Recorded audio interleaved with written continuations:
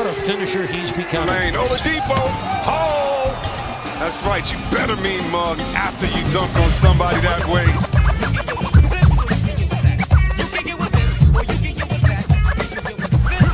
Gonna run it down. He goes with it. Adebayo for the win.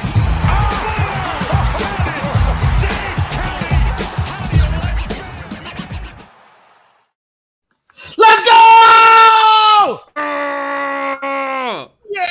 Welcome to the 5 Reasons Sports Post Game Show, aka the Post Up on 5R. I'm your host, Roy A. Shepherd, and I am joined today by my man Gadiel Cartagena, as well as these two beautiful kings that you see to my right, maybe your left. I have no idea which side they are on your TV, but my man Ricky J. Mark and my boy Brian Young. Fellas, Bam Adebayo kicked the Brooklyn Nets F-wording A-word tonight. Y'all see the restraint? Growth. Fuck yeah. I respect it. And there it is. Kane, Ricky, we're going to start with you tonight, brother. Go ahead and give me your thoughts on Bam Adebayo, because he was this game, in my opinion. He was a big part of it. I'm sorry. Go ahead. Well, I mean, there must be something. It's ironic that that photo is up, considering I too have the Infinity Gauntlet. It's kind of funny because we know that whenever the Nets show up, Bam eats. And when you consider the fact that he's been more aggressive, more assertive, more well prepared to be a main guy in the last few games, this was a perfect meal. I mean, it's like you've been having acai bowls all week, and now it's the sushi dinner. It just works. Except the sushi dinner that he just consumed is spoiled and old and rotten. But I digress. It's great to see Bam do what he did. There was a play where I was concerned, but he made up for it on the other end. Shout out to Tyler Herro, ironically enough, for not turning over the ball and getting the ball to Bam in a position where he can actually do something with the ball to properly benefit this Heat team. I think he finished with 30 exactly, if I'm not mistaken. That's great. That's great. I mean, this is an older front court for Brooklyn, but they're not stupid. So they know how to defend in spots. And for Bam to be able to do this against this Nets team, everyone should have cause for celebration. Hopefully this carries over everywhere else, because he's a unique matchup problem for not just the Nets, but the rest of the league. And this is one of the reasons why I firmly believe that if he puts it in his mind, he can be a top 3 center in this league, not 2 or 3. As we proceed. Thank you, James Todd, for the $10 dono. He said we in this bitch. Yes, we is, James Todd. Bam sold out, hero ball. Martin is a baller and solidified his spot in this rotation. Strus played big, all caps. I don't care. Go Heat. Let's get it, my boy. Listen, this is a game where we didn't have our old guys. Adam Levine, thank you for the $2 dono. Duncan, greater than Rondo. Yes, indeed. Duncan, John Stockton Robinson was out there serving up dimes. Thank you, SRT Dre, for the $1.99 dono. He said this team better with shooters. Jimmy for Braun. We're not talking about that right now. We talking about Idris, Femi, Adebayo, and the role players around him. This team was a glimpse into what could potentially be the future with the 1-2 combination of Bam and Tyler Herro. Brian, let's come to you. What were your thoughts on tonight's game, my guy? All right, so first point, I just want to say I've never used an illegal stream in my life, but to those who run them, please fix your internet, because I heard from my boy that he was having some troubles. If you send out a link, a link to a GoFundMe, I will retweet that link like twice. So just putting that out there. This game was fascinating because we might be looking at a 1-8, probably not, maybe potentially a 2-7 matchup in the playoffs. So, I think that even though, like I've used the term early in the season, fade basketball, because neither team is fully healthy, I still think that there's important things to take from this game, and that is Bam Adebayo destroys the Nets every single time he plays them. He's had 2 40-point games against them, right? Yes, he did. He did. He hit a game winner. Both times they played him last year, they played him without Jimmy Butler. Bam had 40 both times. Yeah. I mean, are we sure about that? I thought he had. It was 40 in a game winner, but continue, Brian. 40 in a. They were separate. Come on, Ricky. That's what you're here for. Correct. That's what we wrong, King. Like, we know he had 2 40-point games. One was against the Nets. Do you remember which one? Of course you remember. Which one was the other one? I don't know what that means. I'm asking Ricky, which was the other 40-point Bam game? I don't remember him having another 40-point Bam game. I don't think he did. Didn't he? I don't think he did. When he played okay, either way. He's played this like your point stands. Is that like the butterfly effect thing or whatever, the Mandela effect going on right now? Yeah, I feel like I clearly remember Bam. That's what I'm saying. Like, I feel like Bam had either way.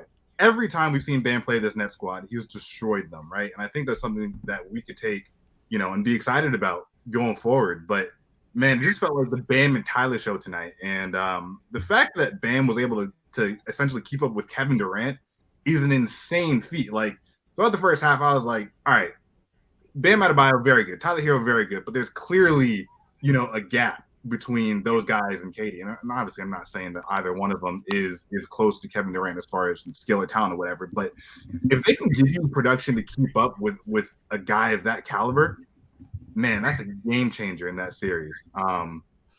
Yeah, I mean, look, the Nets are eventually going to get Kyrie Irving back. They're going to get Ben Simmons maybe. But this game had me so hyped. It had me so excited. The fact that they beat this team, without Jimmy Butler, without Kyle Lowry, with Victor Oladipo coming back according to Shams. There's just so much to be hyped about, man. Like, I'm really, really happy to see this. You said according to Shams. I heard that like a week ago from Fire Reasons, huh?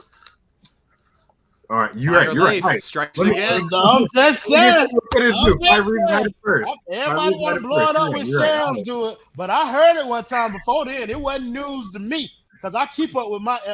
You're right. I got you. Let me take that back. Let me retract the statement.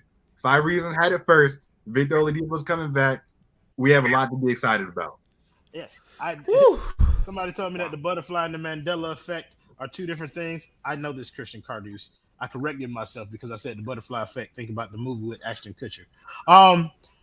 Thank you, Christian Carduse. Oh, you just paid me money? I'm sorry I insulted you. Why PJ wear Yugi Millennium puzzles on his chain? That's funny. Oh, we'll go to the next one, Robert. Thank you for Poetic Lifestyle for the $4.99. Don't know. He said Bam and Herro take over the fourth instead of Jimmy. Don't beat me to the punch. Abel Shaw, thank you for the $4.99. Don't know. He said, is this game an example why Caleb should have closed last night's game? No, we didn't have Jimmy Butler. We had Jimmy Butler last night. We didn't have him tonight. They made a very good point that there's no way that you go into a closing moments of a close game without your best player. Thank you, Voodoo Vision, for the $4.99. Don't know. He said Detman filling the Jimmy role perfect tonight. Start losing every time he touched the floor. The struggle to find another big to play beside Bam was very real tonight. Like they tried Yurt played 6 minutes. That shit was a disaster. Ugly. I already got tickets. To what? I already got tickets to the show. Ramakhan, throw it up. Any minute now. We got Enes Omer Yurtseven Freedom speaking at the February 24th through 27th CPAC conference in Orlando, Florida. Because, he had to come out and play absolutely no defense, not understand what pick and rolls were.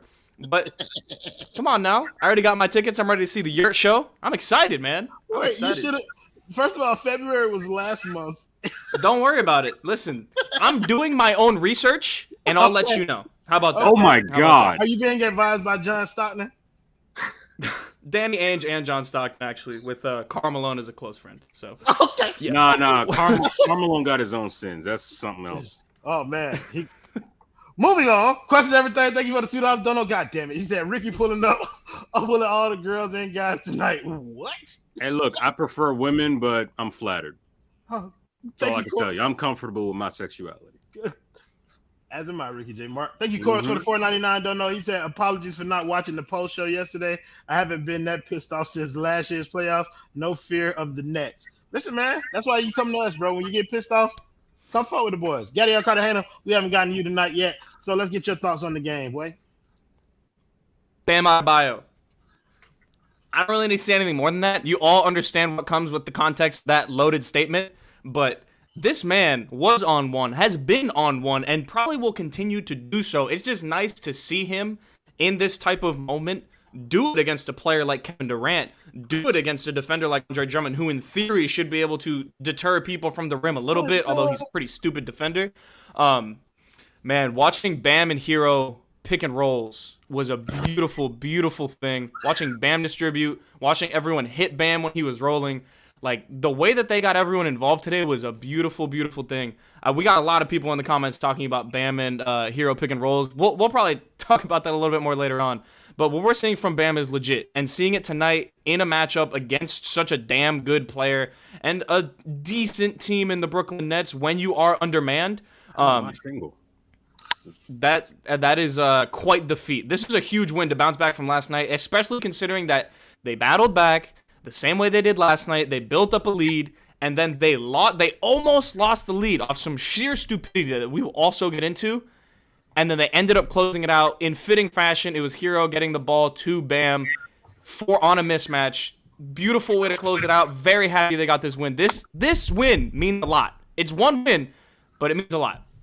Yeah, want to thank GT Black for the $5 dono. He said double Agent Dragic. When that boy blew that on purpose. 100%. So was that blown layup that he had. Like, I was like, oh, what time for Gogi, ladies and gentlemen. And then he did it again. He did it a second time.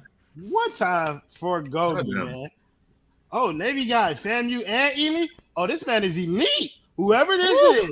He went to my high school and my college. Oh, that man there is. You got through Ely? 4 years strong. I went to Ely for 4 years and had 4 different principals. Yeah. Yeah. I heard about y'all. Yeah. Some Zion Williamson vibes. But yeah, let's get into that a little bit though. Because we thought we were going to see something similar down the stretch of this game than we saw last night. They really they got a pretty sizable lead, and then they just started goddamn jacking up threes, which was irritating. Gadiel Cartagena, what did you see from them in the closing stretches of this game, and how do you think they were able to overcome it? It's frustrating because this lineup is so boom or bust from three. Like, this is what's going to happen when there's no Jimmy. It's typically around Kyle, but Bam has figured out a way to become a very, very positive hub of offense. Like, it's really good when you actually go through Bam for offense right now, considering everything that he's doing. So they really struggled in terms of getting any other type of look because Brooklyn's defense is so bad. They were just getting those threes open, but you don't want to keep jacking those up down the stretch because there's easier points to be had. There was a moment where I personally didn't mind the play, but Bam passed it out to Duncan, and Duncan missed a three. I don't think that was during the run, but that was just a microcosm of kind of what was happening. And then they figured it out. They figured it out at the end. They said, let's put the ball in Tyler's hand. Let's put the ball in Bam's hands. Once they put Bam back in the game. I think one of the reasons they got that run was because Spo absolutely botched that whole Bam-Dedmon switch. He had the chance to stop the game with about 3 minutes and 5 seconds left with that third timeout that you will lose after the 3-minute mark. He had a chance to stop the game with 18 seconds left on the shot clock, did not do it, and that was I think a 6-0 run that the Nets had over that time frame. Really big issue. Spo has to tighten up on those things. In addition to the inbounds play, those are my critiques on Spo.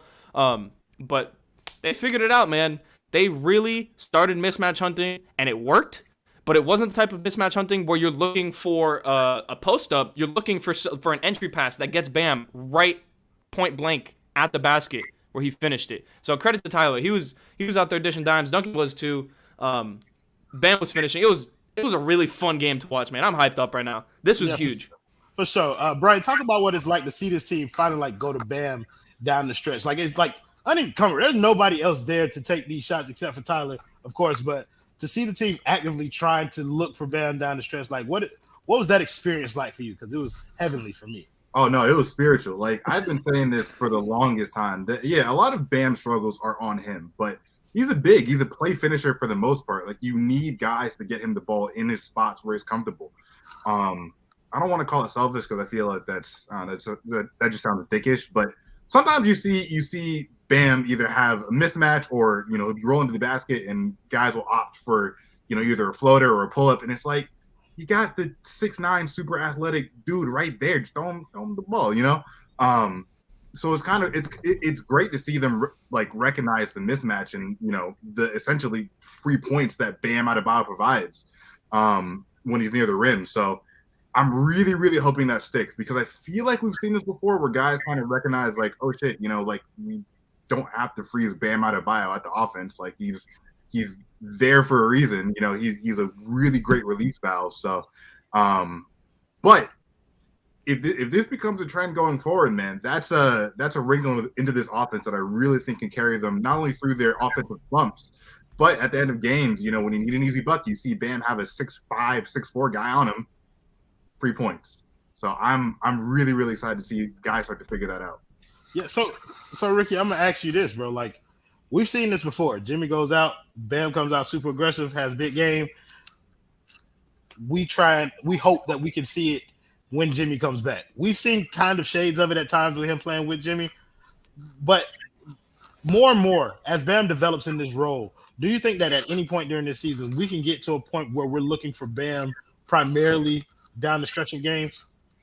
I think it's absolutely possible, considering that line that Jimmy dropped a few weeks back where he was like, I like giving assists, even though this team has a point guard. Remember when we talked about that for a good 35 minutes? Right. We were not enthused about that. No, not at all. I know I wasn't, because his name is Jimmy Buckets, not Jimmy Assists. And the buckets themselves are hard to come by. Name change is coming soon. Yeah, they better. But the thing is, with Jimmy, it's just I'm primarily concerned about him being a ball stopper in the fourth quarter. And I know he gets us back into games with that type of play. But I feel like Spo has enough in his play call bag. I know that the players on the floor have a lot more in their bag than just settling for the kind of hero ball that Wade used to get this team a championship. And Jimmy Butler is no Dwayne Wade. So it's just concerning. I hope the coaching staff is aware of this. You have to think they are, considering what they see on the floor that we don't, that cause them to play certain players that we're freaked out about for whatever reason. So I think as we move into the playoffs, hopefully Jimmy will stop shooting threes with under 2 minutes to play. I think I saw a stat the other day where he was 2 for 23. I don't know who shared that. That's my boy Threat was giving out the gospel on Jimmy Butler. You know what I'm saying? That is the stats guy right there. Threat has his stats down. Do not sleep on Threat. Listen, bro, and it's like it's stats that fit the thing that he said, and it's like it's amazing. I'm sorry, Rick. So now he understands. When I put out some stats, he's always like, "Oh, I don't care about the numbers," and now it's like, "Hey, if it supports agenda," that's why he's gotten it down in his Game Boy Advance. When you're defending the Heat and Jimmy goes into hero mode, in many ways you're bailing out the offense, because it's like, oh, he can't shoot from more than 17 feet out. And if anything, he'll probably end up settling for some sort of bad fadeaway turnaround jumper that Dwayne Wade and Michael Jordan and Kobe Bryant made famous from 1991 till about 2019. Hopefully the offense gets more diversified. I'll just close by saying this. I liken it to at some point in the 2011-2012 season when Miami decided to innovate down the stretch, and I started seeing LeBron James setting double screens or something like that for Dwayne Wade that resulted in LeBron getting almost a lob at the basket. It was a new play that I saw late in a Heat game that I hadn't seen before, and Miami ended up winning that game. Hopefully there's an innovation bag waiting that Miami has low-key been working on that they're not trying to break out just yet. But in the meantime, you got to learn how to close. I'm kind of concerned, and I'm a little annoyed with the fact that games don't seem to be as comfortable. Here's the thing. It could be worse. We could be the Lakers, who suck. So there's that. We could be Brooklyn and get swept by the Miami. We could be anything but the 1 seed right now. Jimmy for LeBron next season. Thank you, Voodoo Visions. Give me just 1 second, Ramlakan, before you bring this man onto the screen. Thank you, Voodoo Visions, for the $4.99 dono. He said if Bam was never in foul trouble, we would have closed better. Next matchup requires a mobile big, especially on defense. I like that comment. I agree with that. For sure. Thank you, OG Alfredo, for the 333 comment dono. He said, I don't remember the last time we lost. Neither do I. It's a distant memory. 24 hours ago. Speaking of distance, let's bring on one of the people who's the furthest away from any of us. My man coming in here live from Toronto. My boy Aaron Ulatier. Yes, sir. Let's go, Heat. You guys see this? Y'all see this right here? That is the jersey of a Why does your star. Your Victor Oladipo jersey has a 1 on it? Why is that? This guy's way better than Victor Oladipo. I just want to say. Don't be disrespectful, Ario. Over his last 5 games, 26-5. Ah! Hey, man, over his last 5 games, 26, 5, and 4.5 on 51% from the field and 44% from three. He's never played better basketball in his career. Tyler Herro is on fire right now. On fire. Oh, yeah. Oh, yeah. Ladies and gentlemen, Katia Chisholm, my boy. Thank Mary? you for the $4.99 dono. He said, yo, I was so wrong about the Miami Heat. Jesus, Mary, and Joseph.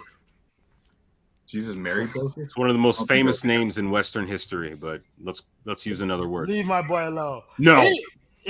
Anywho, but yeah, but appreciate you, Kai. But let's get into it a little bit though, because like he's talking about Tyler's recent play. Like I think it's on par with what Bam's been able to do, and I feel personally like some of these old guys should come back and recognize what's been happening here. And I don't, is it time for Jimmy to make an adjustment? Is my question. Ariel, you came in last. We'll start with you here. Is it time for Jimmy to make an adjustment, bro? Like, I'm kind of afraid to answer this question. My most truthful that I'm comfortable being on this topic is that while I think, we know what's going to happen. We know that Spo is going to trust Jimmy and kind of let him do whatever he wants to do on the basketball court. Everybody else, Spo talked about this the other day. Everybody else on the team, guys will see Jimmy do whatever in practice or in a game, and then they try and do it, and the coaching staff yells at them like, no, you can't do that. Jimmy can do that, for better or worse. I don't necessarily agree with it. No, I'm not in Toronto, man, but next time I'm out there to catch a game, maybe we'll see each other. No, I'm in Montreal. By the way, Brian's further away from y'all than I am, but anyway. Shut up. Don't mute your facts. What are we talking about? Yeah, no, I mean, like, look, country. What we see is in late game situations, like tonight, 9 before I call his number or something like that. tonight, I mean, look, the offense looks better. We've seen it look better when Jimmy's not out there. It doesn't mean the team is better without Jimmy. It's definitely not. And they were playing a Brooklyn team tonight that can't guard shit. But I mean, like, definitely, I would say an adjustment does need to be made, more specifically in late game situations. People like to make a huge deal out of blown leads. Teams blow leads all the time in the NBA. But if you want to be a championship team, you need to find ways to win games where you're up 10, up double digits, late in games like yesterday in Milwaukee. So, more late game offense where the ball doesn't just stick with Jimmy in ISO situations. I want the ball in Kyle Lowry's hands, and I want them running regular offense. Like, they get away from what they do best over the course of games when games get tight late, and they resort to ISO ball, and they get into their actions way too late, and everything's just slow. You're not going to get good shots consistently that way, and they don't have the top-tier scoring talent to get away with that anyways. So, more decisive, ball in Kyle Lowry's hands. Just run the regular offense. You'll get better looks. Yes, sir. Thank you, Katia Chisholm, for another $4.99 dono. Oh, boy, getting big money out here, man. That's $10. I'm trying to give Jonathan Rumicon time to find it. All right, I'll just find it. Okay. He said, my bad, Ricky. I don't religion. So, Mary. Really? No, really. Absolutely triggering. Not. He does not. Thank you, Rich Organics, for the $4.99 dono. He said, Duncan continues to hurt us by having the team force feed him the ball to get going. With his misses, it adds to our many empty possessions. Personally, I didn't have gravity. I didn't hate his game at all. I was fine. I thought he was pretty solid tonight. Yeah, he didn't have looks, so he didn't force shots up. He's not Max Strus, so he's not just going to shoot anything. But you know what I mean? But he was able to pass the ball tonight. We've been asking for him to do more, and that's what he did. But I want to get back to the question that I asked before I start thanking sponsors and whatnot. Gad, I let Ariel talk already. Do you think it's time for Jimmy to make an adjustment when he comes back? So first, I want to say I agree with literally everything Ariel just said. If I could add anything to the point, I will say this. I think if you're speaking relative to Jimmy wanting to be the single number one option every single night for this team, I think there is time to adjust that. I think you have probably the largest depth of like star closer caliber guys. They might not be the best, but you have 4 guys that you can relatively trust going down the stretch of games. Ride the hot hand. Use that to your advantage. That's kind of similar to what you used in the bubble, where it was just whoever's hot that game, whoever's playing well, feed them, see if they can take the shot, see what kind of offense they can generate, and it'll keep going. That's like alluded to. But I think just Jimmy, I guess if you want to consider him previously the number one option because of what he did in the bubble, I think he needs to fall back from that and be a good option, but not the only option to end games. And that's the way that this team is going to kind of remedy their closing problems. But I don't think you need to like move away from Jimmy by any means. Like, you don't need to make anyone the number one option. Just ride the hot hand. It's that simple. You have the talent to do so. TJ, you kind of teed me up too perfectly not to do this. So we want to thank the primary sponsor of the 5 Reasons Sports Post Game Show. Yeah. That is A Aggressive Insurance.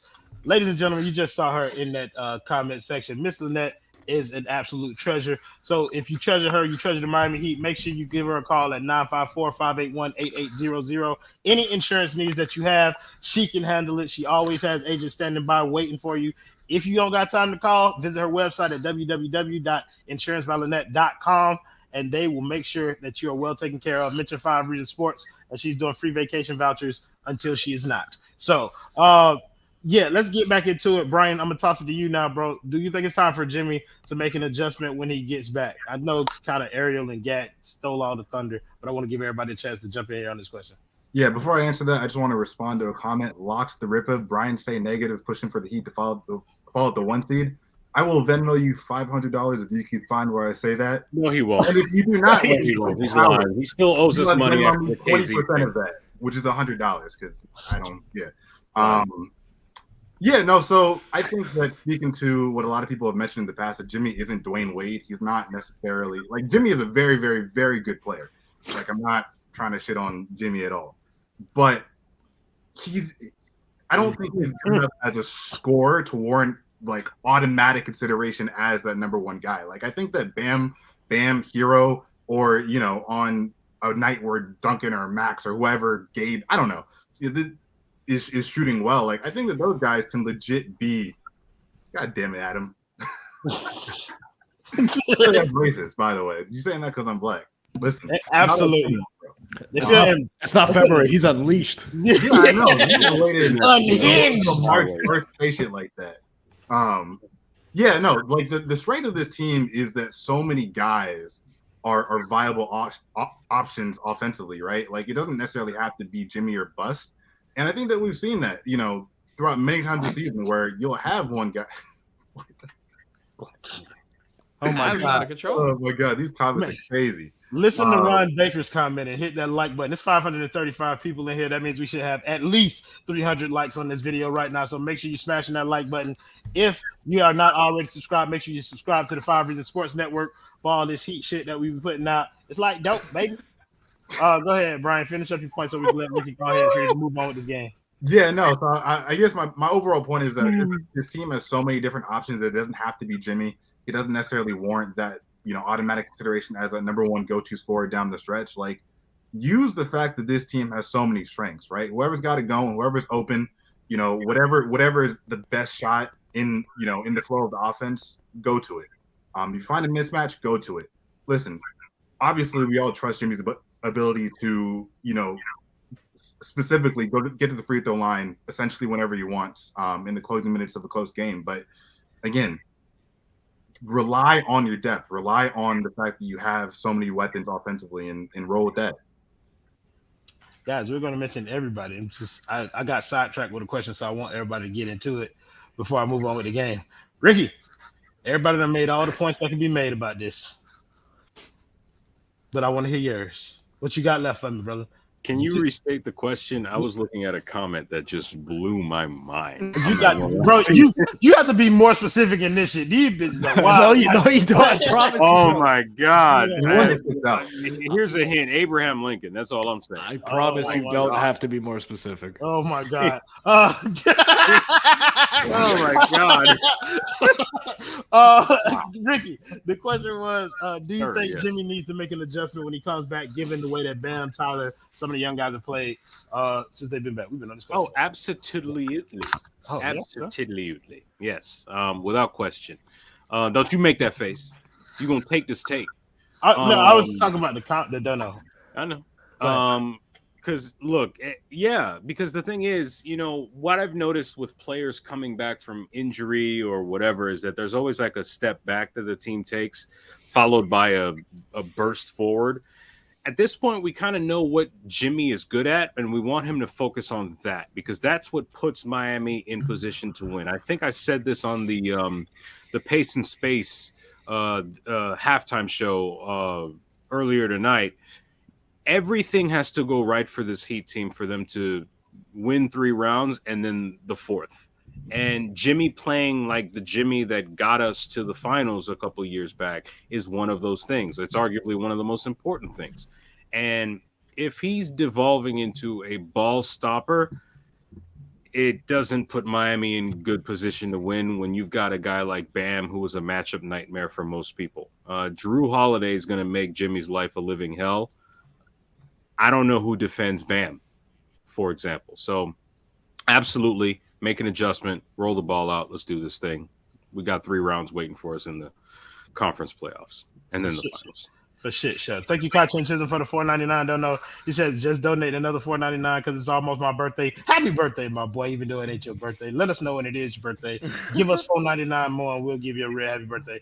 And I'm feeling generous. Hashtag Barai Pack, hashtag 19 and something team because I didn't see it. Oh, hashtag 19 and 15, hashtag 2 or not, hashtag A aggressive, hashtag PSG sucks. No, he's not new. No.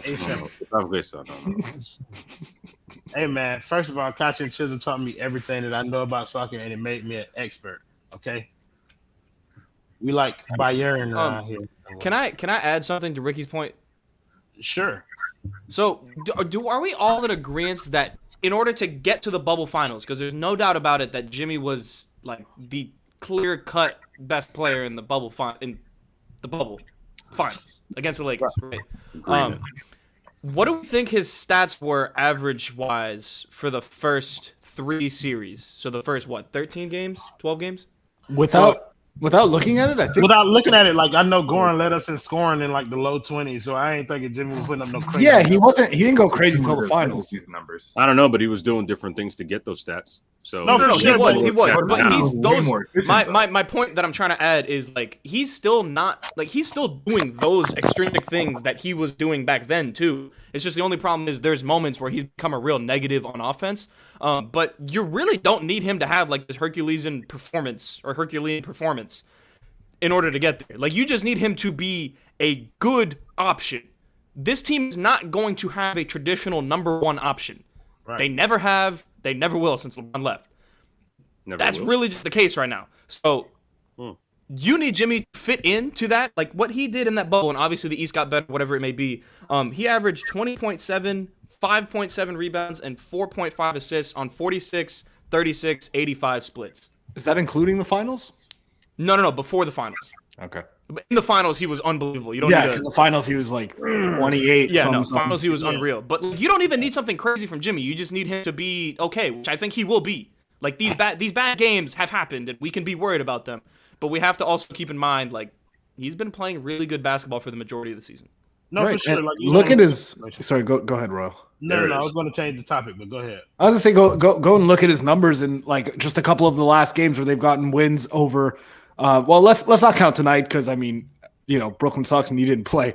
But the Chicago game, he didn't have a huge game if I remember correctly. And then last night, I mean, he had his worst game of the season, arguably.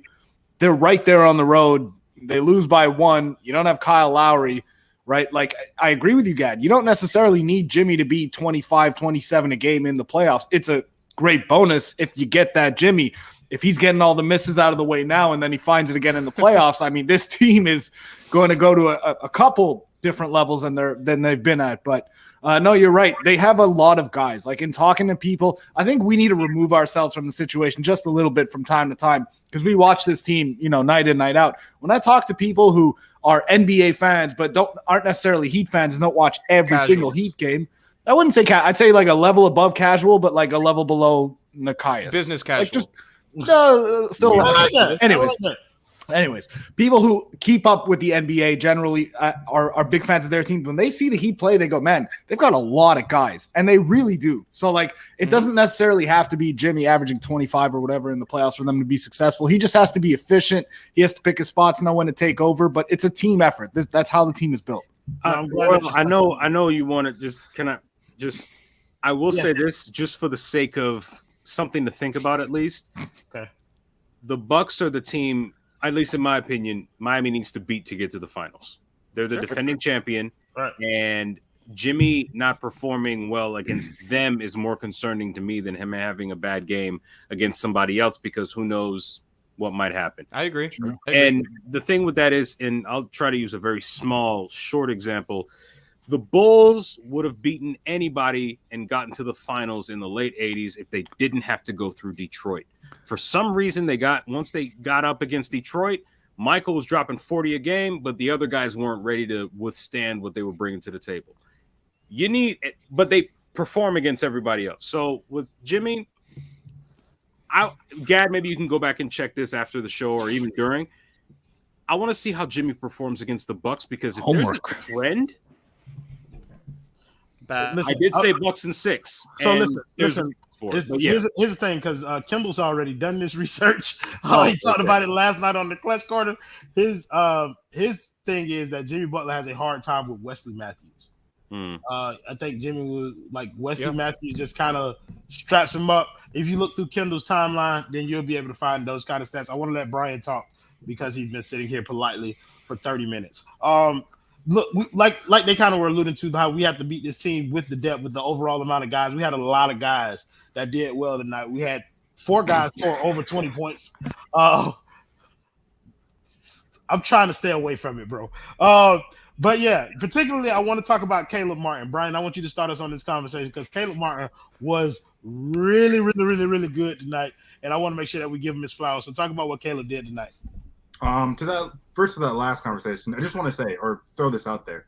Are we absolutely sure that Jimmy needs to have a really, really good series to beat the Bucks? No. Tyler, very, that's what I just no. I don't think Jimmy needs to have a good series. He just can't have a bad one. Oh, okay, sure. That's fair. I guess my point is that this team is built in a way where it feels like if Jimmy has like a subpar, let's say like a below average series, that other guys can step up and make up that production. Sure. I don't know if it's actually going to happen, but I kind of get that vibe that, even if we don't get like average Jimmy, right, they can still beat the Bucks, and that might just be me being a fan. I don't know, but I feel confident that we don't need to see anything close to like peak Jimmy or even regular season Jimmy to beat the Bucks. But I think that'll be a really good series for Bam. Could be. It could be. If Bam and Tyler step up, I don't necessarily I think it'd be a good series for Tyler. That's right now. Yeah, hey man, Bobby Portis. Bam looked at Bobby Portis last night like he was fucking food. The problem is he has Giannis waiting in the wings. Like, I understand why it's not that good of a matchup for Bam, even if it is a good individual matchup, because Giannis is crazy. Sure. The Heat matchup, fantastic in terms of their shooters. It's Herro, Lowry, and Robinson against those, and even like Max Strus off of handoffs as well. If those guys are going to drop, they're going to have monster series against Milwaukee. Monster. For sure. I want to let Brian finish his point though.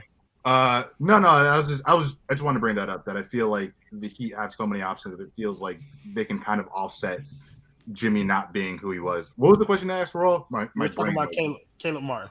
Oh no, listen, at first I kind of thought that Caleb Martin didn't look right. Like there was a couple possessions where he was struggling to guard Goran Dragic on the perimeter, but he did, which was insane to me. Like shout out to Goran, man. I have no idea how that dude is chugging along, but he did a fantastic job on KD. Not that he or anybody else in the league ever is going to stop Kevin Durant, but damn, man, you put that guy on just about everyone, and he is going to do a hell of a job defending them.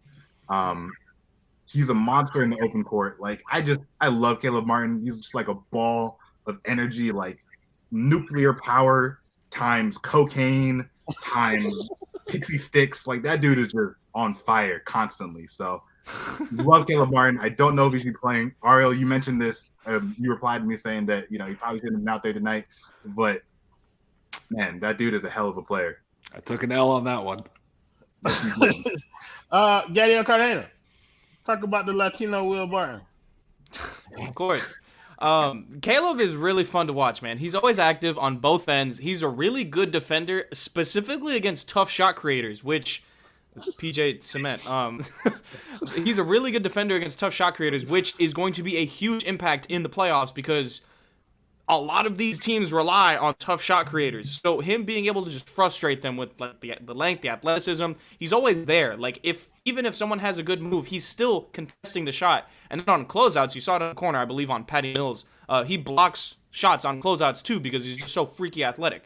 So when I always try to think of parallels back to the team that made the finals a few years back, and I think he is just going to be a better, more trustworthy DJJ, where you can put him in to clamp someone, but you can also leave him in there if need be in order to keep the defense high, in order to hit an open shot, get some opportunistic looks in transition, deflect a few passes. Caleb kind of does all of those things, and he does them really, really well, and we're going to need that energy, that athleticism in playoff series. I'm excited to see him. I think he's earned his spot in a rotation, maybe not to the largest of capacities, but he most definitely is in the mix to be in, especially in a matchup against a team like Brooklyn where you can play a little bit smaller, keep him on KD for a little bit, save Bam for a little bit, and just play fast. We're lucky to have Caleb, man. We're really lucky to have him. For sure. Ariel Latias, Caleb Martin. Man, how could I follow that up? What a find. Fantastic find. I'm terrified of whether or not they can keep him this summer. But before we get there, I mean, I agree with Gad. Like he is kind of the quintessential role player for them, and there is going to be a role for him in the playoffs. I wonder, how much does the return of Victor Oladipo kind of factor into that? Because that's on Monday. Monday is Depot Day. I'm having a hard time. I will be there. Are you going to be in the building? I bought tickets with my friends the minute that we found out. Damn, I'm sorry. They're smart because they knew idiots like me would literally waste money to see Heat versus Rockets, a game that will probably be over by the 4-minute mark in the first quarter. You think? And then we're going to get a whole half. We're going to get a whole half. I want to scream Pepas. I'm going to get arrested. We're going to get a whole half. We're going to get a whole half of Depot in that game. Yo, if he comes back and he looks good, like really good. You see the video of him dunking? Bro, everybody unfollow me. Anybody who doesn't like the optimistic shit, stay off of Heat Twitter. My because account's I'm going to have to be insufferable. 18 and up because that is just the only way I can put it. I am. Woo! Yeah. We're going streaking. I'm getting moist thinking about it. Oh, there it is. There's that monetization. I'm growing hair like Ricky just thinking about it. What does that even mean? Trust me, you don't have that texture. Where? You don't have that texture available to you, my dog. Kane, Ricky, talk about Caleb Martin tonight, bro. I gotta get my VC up. Yeah. Okay. Gotta have a council meeting. Ricky, talk about Caleb Martin, man. I'm trying. Well, look, Caleb Martin brings you. Look, I don't really know what else to add other than the fact that those 2 threes were lucky.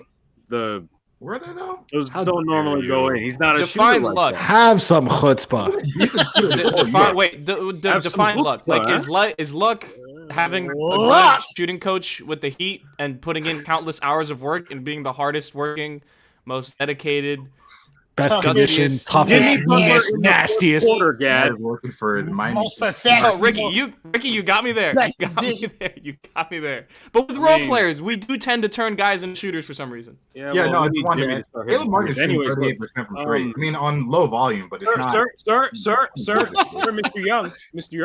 Young. Let Brian speak, man. It's my turn. Okay, it's Chuck. my turn. No, Reclaim your time, King. Look, I'm sorry. he's an energy guy. He's exactly what this team needed tonight. I think there were some big plays up and down where at this point it's just like you're glad you have him on this team. You don't want to overuse him because if you start using him beyond his talent level and energy level, he'll start playing outside of himself, and that's not what we need. Thankfully, he's there. He was there tonight to hit 2 huge shots, make I think 3 or 4 big defensive plays in the fourth quarter, and that's basically what he's been giving Miami all season. He's going to be due a pretty solid raise when the time comes, but I guess we'll worry about that. We'll cross that bridge when we get there. In the meantime, hopefully he continues to bring the kind of energy that he's been bringing at an undersized forward role. He's 6'5", playing like he's 6'8", 6'9". But look, hey, I'm glad he's here, and hopefully he just continues to do what he does because when PJ Tucker comes back, he's going to be very helpful for PJ as he continues to rest his legs heading into the latter part of the season in the early rounds and so on and so forth. So Yeah, Great job, Caleb Martin. I'm glad he got signed for the rest of the season, essentially. No more two ways for him. It is what it is. I'm glad you brought up getting PJ some rest because I think they're starting that maintenance plan now. This is game one of it. I think you're going to see a couple more PJ games where he's out just kind of like whatever injury they decide to make up for today. Thank you, Dairo Castro, for the $4.99. Don't know. He said Caleb is what Kate is that a new type of like? It's like Caleb. No idea what. Is that what KZ wanted to be? Is that how you say that with a K? I think it's Caleb. just a typo. I mean, it's just the hard. I don't The think K- we should but- be but the spending K- that much time on But how we spell Caleb. the K is on the other side of the keyboard. Yeah, it's not a typo. He just doesn't know how to spell his name. That's fine. It Yeah, happens. like Mary. He spells Caleb with a K though. Right. A lot of people. Do I'm not, sure. Dude, Wait, it'll happen. Huh? All right, guys, let's not be insensitive tonight. We're going to respect all letters and pronouns and vowels and consonants. Who else I want to talk about tonight? Because I don't feel like we've gotten very many. Let's talk about Tyler Herro. Because goddamn it, Ooh, baby. that motherfucker there, boy. Listen, it's over, bro. The war against that boy is over, in my humble opinion. For me, The war. Yeah, you know, War. I had a war going on, bro. I was with a war within myself about where I thought It wasn't within, my man. That shit was We front heard and the center. whole thing. Yeah, I was here. It was a very Zen-like war. You know what I mean? I fought these demons internally. You know what I mean? But I'm Does free this now. apply? Does this apply to group chats, or is this just? I just want to be clear on the rules Like, going forward. it applies to pretty much any public forum that my voice is on. So no, okay, got it. But yeah, the my hero agenda has been crushed. It's been thrown to the wolves. The man is undeniably a better basketball player than he has ever been in his NBA career. And tonight, when you're one of the primary focal points of this offense, you're going up against a team with a hobbled Kevin Durant, but I mean, hobbled Kevin Durant is still. He was not hobbled. Smoke He with was it. good to go. Listen, bro. He was That's Stop trying to diminish it. that's You can't Kevin. even say it. That's Kevin Durant out of rhythm. that's Was he not out even, of rhythm, or did he just have Caleb and Bam on? Yeah, him? but he also had some Max Drews on him, so it evened out. Yeah, I mean, look, Dude had 30.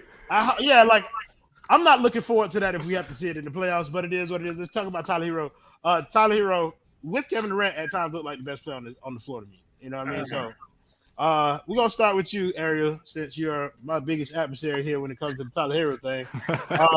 Go ahead and give your boy some love because he definitely deserves it tonight. Hey, man, like I said, since he returned to the lineup after the All-Star break after missing that period with injury, he's averaging 26 a game on better than 50% from the field. He's been fantastic for them. And over the course of the season, like one of the biggest talking points when talking about Tyler Herro as I don't want to say the leading man, but a more of a leading man on this team was that in the instances where he was starting, right, like the points per game are there, but the efficiency is not there. And the answer to that is usually like just he's having to do too much. He doesn't have enough help out there and whatever. And he's not really that guy. But you see on a night like tonight, right, where he gets an enhanced ball handling role. And as last night as well, like without Kyle Lowry, he's getting more reps on the ball. The production's there. So like, I think the referendum on him that, you know, you put him out there with a whole lot of nobody when everybody's out of the lineup and he doesn't produce isn't really a fair one because you're not putting him in a position to succeed. He's not usually going to have fantastic efficiency and incredible numbers in those situations, but you give him a game like tonight, he's got Bam Adebayo, he's got Max Strus hitting, he's got a little bit of this, a little bit of that. He's going to give you production. Haywood Highsmith is just oozing culture and guts. He's going to produce in those situations. Like the amount of development that we've seen when he started this season, we went, okay, he's better. Like he's definitely gotten better from last season. But you compare this player right now to that player a few months ago at the start of the season, he's gotten better since then too. And he's playing the best basketball of his career right now. This 5-game stretch has to be the best basketball of his career. If he continues on this trajectory, man, like we're going to have to, like, this is going to be, it changes the dynamic. I'm ready to talk about it right now. Yeah, I'm like you said. I've been ready. My thing said the future is here. Like watching him and Bam play together tonight was like Brian called the experience watching Bam spiritual. That combination. Yeah. Like you saw them have an opportunity at a lob that they converted, but they gave him a little ticky-tacky ass foul on Tyler Herro. They come right back the next play and do the same shit again. With a better one. Yeah, like that type of on shit. Drummond's head. Right. I want to thank Abel Shaw for the 199 donut. He said, Roy, you stay strong. T-Rex arms just balling now. You've convinced me. Don't worry. My agenda's back on, bro. This only temporary. It had to say something nice. But listen, bro, I'm going to ride this way, though. I ain't going to lie to you. I'm not going to slander the boy when he playing like this. I can't do it. K. Ricky, let's come to you next, man. Tyler Herro, man. He redeemed himself in many ways based on what we all saw last night. Tyler Herro is the type of player that 30.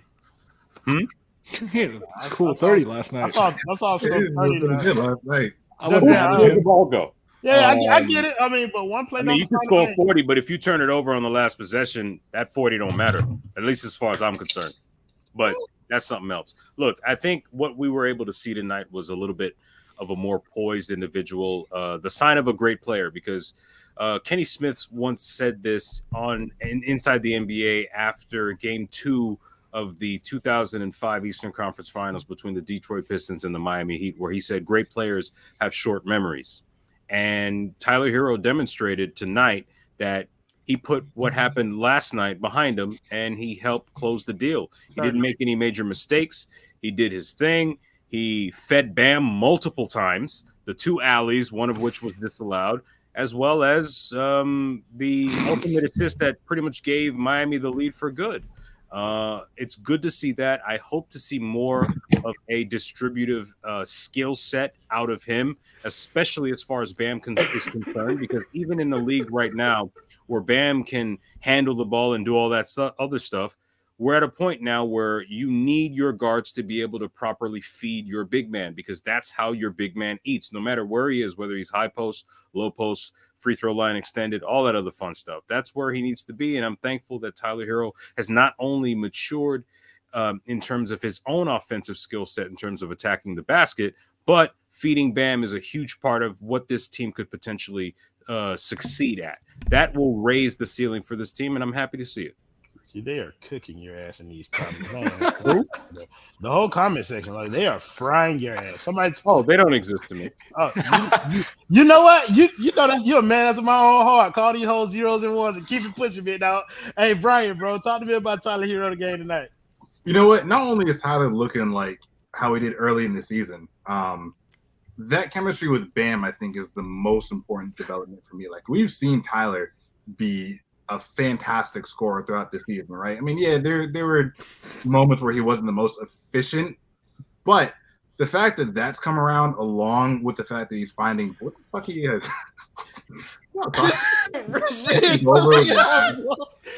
Rookie is getting cooked. That guy's face looks like AIDS. I have no problem looking like Whoopi Goldberg.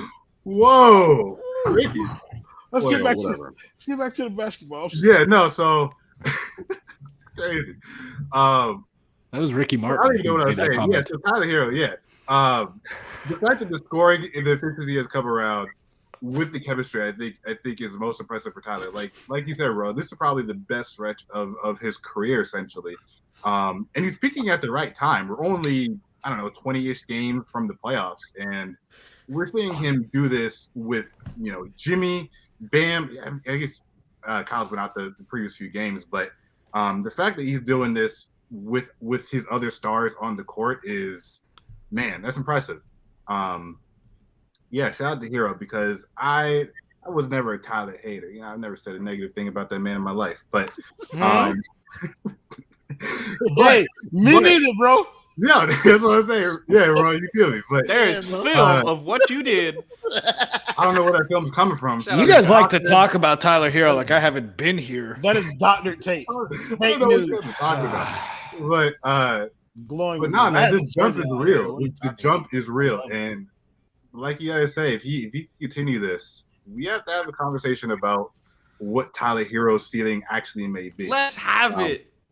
Let's have a conversation. Let's have it, because for the Lakers, I really think that Tyler Herro could be a guy that takes them into the future, while the Heat are winning championships with LeBron James. So, yeah. So listen, let's have a conversation about Tyler Herro's ceiling, because when you're watching him and Bam play together, like, it's a lot different Okay, thank you, Abel Shaw, for the 199. Learn how to spell. He said we can't trust Ricky because he loved RJ Bum. Fuck the Knicks. I'm with you when you're right, big dog. Like I trust Ricky, but Not right. My name doesn't have an E in it. It's on the screen. How you misspell a name you see every night? He ain't talking about you, King. He talking about Ricky. Okay. Thank you, Abel Shaw, again for the 199. He said, Ricky, much love, bro. Just kid. But no, I want to have the conversation. Speaking of zeros and one, the boy Ricky looking real non-binary out here in these streets. Shit. I don't know what it is. There's Yo, right now. Hey, y'all just telling y'all are just telling on yourselves. Man, the people in the comments for sure. No, let's have a conversation about Tyler Herro kind of like ceiling, because watching him with Bam, it kind of pushes it to like, can Tyler Herro be a 2-ish? Like, I don't think Bam or Tyler are number one option, but I do think that connection together creates kind of like this number one thing. Like, they can be the fulcrum of an offense that is really good if surrounded by the right kind of players. Gad, where's Tyler Herro's ceiling? Okay, so I texted a couple of my boys in the game today. We're just talking about like how good Tyler is, whatever. He's playing fantastic. This is for twofold, the reasons why I make this comparison. Obviously, we've been hearing it pretty much since draft day, but it honestly, I start to see it now. The pace that he plays with, and then the touch that he has when he's around the rim, being contested. I'm just saying it looks a lot. It looks a lot like a young Devin Booker right now. It really, really does. Mm-hmm. I'm not saying he's gonna become that guy, but don't walk it back. The way that he's playing, no. I'm just saying, like that type of trajectory is possible for him. Yep. It's possible for him, and it's gonna be a different type of archetype. He's probably a little bit better off ball, but he's not as physical. Like Devin Booker's a physically like dominant guy when he's going to the basket, but there's very similar things in the game. Specifically, the pace that they play with in pick and roll. I think if Devin Booker was able to play with a championship caliber big like Bam Adebayo, then that would be like a 1-2 punch that you could build around for a long, long time. So maybe Tyler, like Bam is the 1A in that scenario, and Herro is the 1B in terms of overall value and importance. But they look like a damn good duo right now. Wait, a Middle Eastern man? Someone named Jesus, right? Not the actual one? Because wait, hold on, Gad. Wait. I don't know about the God you serve, but the Jesus I know. You look like me. What you talking about? Ariel, go ahead, Ricky. Since you're talking, what's Tyler Herro's ceiling? I'm not gonna let you do it. Go ahead. I think Tyler Herro's ceiling, and it's ironic given the comparison, but a more perimeter-oriented Gordon Hayward, not so much a Devin Booker, mainly because Devin Booker already has a center that was 2 wins away from being a championship caliber center in DeAndre Ayton.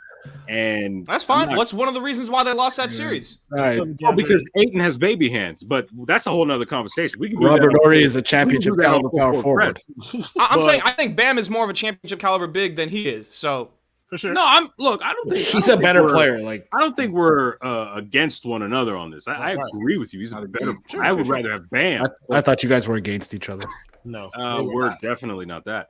No, but the thing is, I think Tyler Herro, I can understand why you would make the Devin Booker comparisons because a lot of the physicals are very similar, shooter oriented, and a lot of the things that you said. But I think the difference is Devin Booker has a lot more, dare I say, point guard skills than Tyler Herro does. And I think he panics less as a result of perhaps pressure and all that other things. And I think that's what separates him from that. I understand that you said there's a similarity there, but I think Tyler Herro is probably headed in a different direction. And it reminds me it doesn't need to be exactly like Book. Yeah, no, it is. I also think earlier in his career, like Devin Booker was tasked with more on-ball reps than Tyler Herro was, and I think like the trajectory is different because of that responsibility. Devin Booker got those point guard reps, so he's going to be better in those situations. But there you go. By the time Tyler Herro hits the same year as Devin Booker, I can see where it is. Like I see the mold. I personally I don't agree with your Gordon Hayward thing. I don't think they play anything alike. But Devin Booker thing I see. I just don't think that Tyler Herro will ever reach that level, maybe like a tier below. That's why my personal. Sure, that's fine. That's more of what I'm alluding to. I don't think he's gonna be maybe second team All NBA. Like I think Booker is that caliber of a player. You can make an argument Booker's the best shooting guard in the NBA. So you're talking about like modeling his game after somebody. Yes, exactly. And I think he's someone that could realistically reach that 24 points per game kind of ceiling in which you get him next to a Bam Adebayo and you get another player in the fold and you're really cooking. Like he's a damn good player. He just scored 27 tonight. Had 30 yesterday. So I mean, I think 24 is well within range. Well, the thing is, I think people are thinking that by saying Gordon Hayward, I'm expecting him to play like a small forward type of guy that also happens to be white. The reason I said Gordon Hayward is that he never blew you away with his athleticism, at least from what I remember. Right. And despite that, he was already a borderline all-star type of player that was already commanding a max contract in the offseason. I mean, I know a lot of y'all are old enough to remember when we almost signed him a couple seasons back. I mean, there were reasons for that. And I think given Tyler Herro's his physical limitations in terms of his athleticism, I think he won't let that necessarily be a barrier to him getting those particular numbers, similar to what Gordon Hayward was able to accomplish at his peak. I'll leave it. I think Tyler. I understand if y'all. I think Tyler Herro is a better player than Gordon Hayward was in his third year. That's just how I feel about it. I think Tyler Herro right now is almost as good a player as Gordon Hayward's best seasons. I think it's close. I think Gordon Hayward's better at his peak, but it's close. Right, but the comparison I make wasn't necessarily. Yeah, I get you. You're saying the way in which he can be effective and the way that he gets his points and what he like. I get that. I do want to say again, I'm not trying to shoot your point down, but I definitely think, like Royal said, that Tyler Herro projects as a better player than Gordon Hayward. I agree with Gad.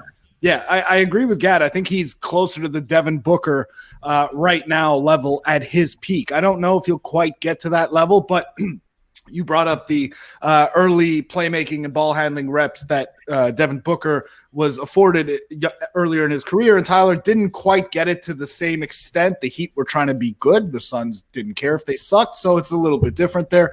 But he is getting those reps now, and it's not a full, he's not a full-time like lead ball handler, but you're seeing the playmaking with every month. It's just getting a little better. Earlier this season, we were talking about how he's trying to kill everybody with his lobs. The last 5 games since he's been back, he's been throwing lobs like with consistency, with precision. He's practicing. He's the only dude who's doing it too. Yeah, 8 assists tonight. Like he was the lead. Yeah, like tonight. And a guy who's that talented offensively, like the idea, the notion that he can't really get that much better because there are some physical limitations that I think we can all acknowledge there. I think it's wrong. Like you can become a better shooter. You can develop better counters and better moves. You can develop better footwork. You can understand the game better. Like there are a lot of areas where he can still improve. So I think stronger. Yeah, and to he's project a him, basketball player, and he can become more skilled. Absolutely. That's what I'm saying. And he's like, to project him at 24 a game. I mean, I'm comfortable with that. That's easy. He might do that next season. In 3 or 4 years, 5 years, when he's in his prime, when he's 27, when he gets to 28, like, I don't think we can confidently like put a cap on his production level, because players develop at different rates all the time. Players, can be going a certain way with their development and then just explode and then plateau and then explode. You look at the player, you look at his work habits, you see the improvement that he's had early in his career, and it indicates that going forward, there's no reason to think that he won't continue to improve. So if he's at 20 and a half right now on decent efficiency, not very good, but it's creeping up there with this recent stretch. I mean, when he gets to 25, 26, 27, this kid's going to be a hell of a player. I think he's better than a fringe all-star at his peak. I think he's a easy all-star at his peak. I think I would like to see that. I'm like, as would I would love. Oh, yeah, it'd be great. Oh, nothing would make me happier than for him to be a perennial all-star. Brian, what do you think Tyler Herro's projection is? 6'6" Jake Paul. No, but I saw it a couple of times in the conference. But I'm gonna go a little bit of a different direction. I saw it a couple of times. I think he kind of projects very similarly to Chris Middleton. Roy, you asked if Tyler could be the second option on a championship team. I think he could be. Like, listen, how great is your first option? He could be that. Hey, he could be that this season if things break right. He's better than Middleton this season. Yeah, sure. I guess I'm compared last season Middleton, or I guess just the play style. Like, I don't think he's ever going to be as good.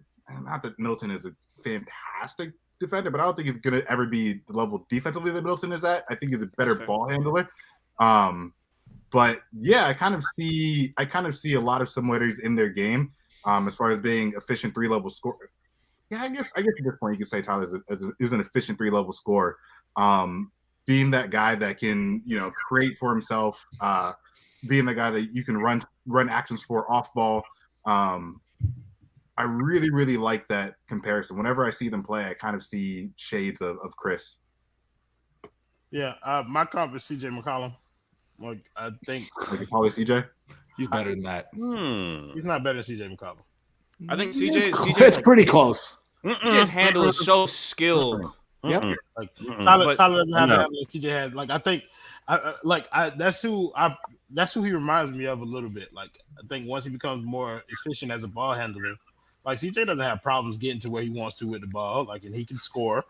In fact, Do you not think that Tyler's better with the ball in his hands when he's not necessarily looking to score, or just like in terms of, setting things up, making passes, playmaking? Do you not think that he's better than CJ at that? Yeah, specifically. CJ's not a good.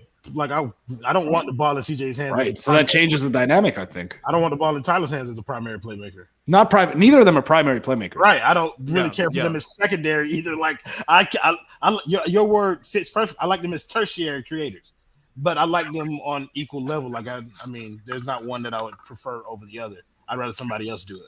Like, that's just where I am. I didn't even realize we were. I'm curious to check CJ's best season, but go ahead. Yeah, do that so we can talk about it after the stream. Thank you, Ralph the Ace, for the $9.99. Don't know. He said appreciate the show, gents. Nah, bro, we appreciate y'all for joining here, staying with us. We still, like, somebody told me I was lying about the number earlier. I see 525. That's what I see up here. So we appreciate that many people staying up here late to watch us. Let's go to the next game. We played the 7. Can I just jump in with it real quick? Please. CJ's best season from a production standpoint is 23 points per game, 5 assists, 4 rebounds, 45% from the field. You don't think Tyler can do that literally like next season? Yeah. When you put the numbers out there like that, like, it's CJ, I mean, he's good, but he ain't like, who is he playing next to? But it ain't about. But yeah, that's what I'm saying. Damian Lillard, right? So that counts for something. Absolutely. But yeah, anyways, we're gonna talk about the 76ers because we can sit up here and do this literally for the next hour. We probably will. Ricky, the boy feeling good about the Sixers? Ooh, honestly, I don't know if it's feeling good or bad. I'm just excited to see what this Heat team can do up against a new Sixers team that we might have to take seriously after these last few games. Yeah, I know they played the Knicks twice and took it, but the way in which they played is worth considering. I'm intrigued by tomorrow night. Or is it tomorrow night or over the weekend? I don't even know. No, it's over the weekend. It's on Saturday. Oh, it's on Saturday. Yeah. So back to back. Yeah, I'm honestly trying to kill motherfucker Ricky. Hey, I remember that lockout year. But yeah, hey. They were dragging bitches that season, boy. Get your ass out there and play this basketball game tomorrow. I think Miami actually won a back-to-back, like one of the only teams in NBA history. But yeah, look, I feel pretty. It's uncertain, but I feel pretty intrigued by Saturday night because I want to see how this Miami Heat team matches up against this new Sixers team. I know, we've got the answer for Harden and Embiid, but here's the thing. I got no problem being on an island if it means I respect Embiid's ability to put a hurting on this team if Miami's not careful. And he's a big boy. He handles his business. I want to see what's up. Yeah, you about to be on that island by your goddamn self. That's okay. Look, I was going to be there when the waters rise. I was going to be optimistic about this stretch fully healthy if we came out at least 500. We've already accomplished that at the bare minimum. That's what we're going to be coming out playing against the 76ers, Nets, Bucks, and Bulls. Ariel, the boy feeling good about us going 3-1 in the stretch. Boys feeling fantastic. I predicted 3-1 in this stretch somewhere on Twitter, and I got screamed at for not having enough guts a few days ago, but that's fine. I think the Sixers look really good. They've got, Joel Embiid might be the best player in the league this year. If he's not, he's like the second or third best player at worst. Yes. So he's on an absolute, he's a monster. They've got a lot. They've got a lot offensively at this point. I don't fear them in a playoff series. I feel like that's an irrationally confident take, but genuinely, I don't fear them in a playoff series. As for Saturday night, it's hard to say. Like, yeah, the Heat are going to win. Obviously, we all know this, but I don't know who's going to be available. Like, does Kyle come back? Does Jimmy get back? Does PJ get back? So, I mean, there's a lot of moving parts here. Doesn't matter. But it doesn't. Thank you, Royal. It does not matter. At the end of the day, the Heat are at home. They're dominant at home. They're hot right now. They should be 3-0 in this stretch, and they're going to finish it with a W on Saturday. For a shit show. Hey, Gadiel Carrera, the boy feeling good? I'm feeling good. Something about the Sixers coming to Miami. The second night of a back-to-back, they are playing, I think, against at home against Cleveland tomorrow. So they're going to be traveling. I think this is going to be a really good game for the Heat. I think this could be a statement game, which the Sixers are a really, really good team. Like, if you watch them play since they got Harden, that offense is different. They put teams in a bind like no other. Tyrese Maxey's playing out of his mind. Tobias Harris is actually trash. He'll probably play well against us. I think it should be a good game for the Heat. I'm excited. Last game before Victor Oladipo puts on a Heat jersey. I think it would be interesting to see how Bam plays against this specific matchup because we've seen him really aggressive. But Joel Embiid has been the best player in Joel Embiid has been the best player in the NBA since the calendar 2022. So it's tough, but I think the Heat should be able to win this game. I honestly would not be surprised if they won by more than 10. I think it's a good game for us. I'm surprised that you didn't mention Gabe Vincent. Ooh. Absolutely owns. This is true. All of our guards should go crazy, though. Like, their guard defense is very bad. Very bad. Gabe Vincent is to them what Malik Monk is to the Heat. For sure. He's a killer. Brian, the boy feeling good? The boy feeling good. I feel like on its surface, yeah, Joel Embiid is definitely the MVP this year. James Harden seems to actually give a fuck. He's been playing really well as of late. But I am curious to see that matchup with Embiid and Bam. And I'm curious to see how they guard Harden. Because, like I said, he's been playing really, really well. I want to see how our guards fare with him or fare on him. Yeah, I guess common sense says it should be a close game. Philly, I don't think they're better than the Heat, but they're definitely good enough to beat them, obviously. But yeah, no, they've been pretty damn good. So shocker, but yeah, no, I feel pretty confident that he should take this game. Yeah, we're good. It's Bam DPOY time, by the way. The Heat are about to blow that shit out. Fuck is you talking about, bro? We're going to play a 2-3 zone all game because we obviously know that is Philadelphia's weakness. Fuck Harden. I don't care what their roster look like right now. We're playing a 2-3 zone. Goddamn Gabe Vincent going for 30. Tyler Herro is going to continue his streak, go for 30. Bam going for 30. And the rest of the team can play around that. What's Duncan going for? 6. Yeah, hey, we're doing good. We ain't even say I gotta ask the question. No faith? No faith? Listen. Fuck it. The boy Duncan going for 30. Let's go. 10-3. All threes. Let's go. We are blowing that shit out. 20 piece. Here we come because Joel Embiid is going for 90. Goddamn. That boy going off. Him and Harden in that pick and roll. 90 what? Points 90 free throws, probably. in the half. Man, listen. That's the only thing that worries me is the damn free throws. Over Bam's dead like body. fouls. You cowards. I'm down. Fucking cowards. You lack the guts. But no, that Harden Embiid pick and roll is fucking terrifying. Like it is going to be. It's very simple set, but it's going to be one of the most effective come playoff time. And we're gonna get a heavy dose of that shit. Man, PJ, it would be so good to have PJ specifically in this game. For sure. Like, that's where you need him. Yeah. Just so that we can see how that works out so that Harden can get Bam switched on him and be in fucking hell. That's right. So, thank you guys in the comments as always for joining us, making the show much more fun than it would have been without you. Thank you to these two beautiful Canes, Kane Ricky with the luxurious locks. Oh my goodness. Did I forget about Science Broward? We don't have to do them every show. But Science Broward, I gave them such a terrible promo the time before the last time. It's only right that we do them. They have outdoor signs. They have indoor signs. They have neon signs. They have trade show displays, vehicle graphics, anything that you need that you can put a sign on, they can make the goddamn sign for it. If you go down Los Olas, you see all of this shit. I only know that because Ethan is always on Los Olas and he says it all the time. So make sure you visit Signs Broward of FortLauderdale.com. I don't know what it is, but give them a phone call. I'm trying to scroll up. I don't know their phone number. Do they have a sign that?